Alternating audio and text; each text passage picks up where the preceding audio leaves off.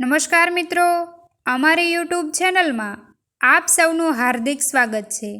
આજે આપણે વાત કરીશું દિયરવટુ બનેલી સત્ય ઘટના વિશે। જેઠો ગુજરી ગયો, એને 1.25 મહિનો થઈ ગયો। હવે રૂખીનું શું કરવું એની વાત કરવા પિયરિયા આવ્યા હતા।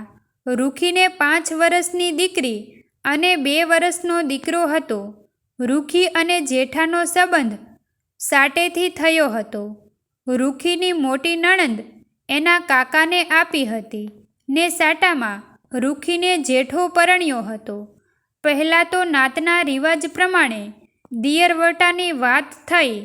પૂંજો જુવાન થઈ ગયો હતો, પણ રૂખીથી ઘણો નાનો હતો, તોય એને પૂછી જોયું। પૂંજાએ શરમાતા ના પાડી। બીજાને પણ લાગ્યું કે પૂંજો રૂખી માટે નાનો ગણાય। વાતચીત આગળ ચાલી। અંતે રૂખીને છૂટી કરવાનું નક્કી થયું અને વેલની રકમની સમજૂતી થઈ। રૂખી પિયરમાં પાછી જાય। છોકરા સાસુ સસરા રાખે। રૂખીને જે ઘરગે તે 50,000 આપે। એ રકમ પૂજાના લગ્ન માટે વપરાય। રૂખી સાસરે આવી ત્યારે પૂંજો 10 વર્ષનો હતો। એ બાપ અને મોટા ભાઈ ભેગો ઢોર ચરાવવા જાય। સીમમાંથી છેણિયા બોર કટગુંદી ભાભી માટે વીણી આવે। રૂખીને પુડલા ઉથલાવવાનું સારું ફાવતું। ઘરમાં અવારનવાર તીખા પુડલા બનાવતી। પૂજાને એ બહુ ભાવતા। 2 દિવસ પછી રૂખીના બાપા એક જણને લઈ આવ્યા। એની ઘરવાળી બળીને મરી ગઈ હતી। 2 10-12 વર્ષના છોકરા હતા। એ પૈસાવાળો હતો। રૂખીને જોઈને એણે તરત જ 50,000 વેલની હા પાડી દીધી। 8-10 દિવસ પછી રૂખીને પિયરિયા તેડી જશે અને ત્યાંથી ઘરઘણું કરશે। આ બાબતમાં રૂખીને તો કંઈ બોલવાનું હતું જ નહીં। રૂખી મૂંઝવણમાં રહેવા લાગી। પોતાના 2 છોકરાને મૂકીને જવું પડશે।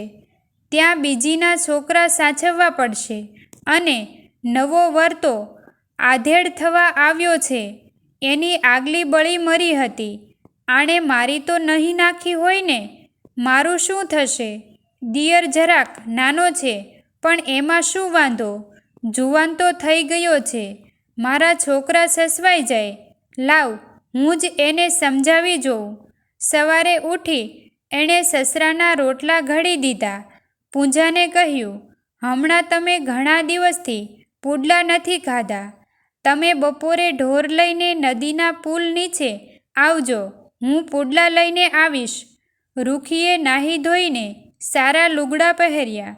2 છોકરાને નવડાવ્યા। બપોરે પુડલા કર્યા। ભાતું બાંધીને નદીએ ગઈ।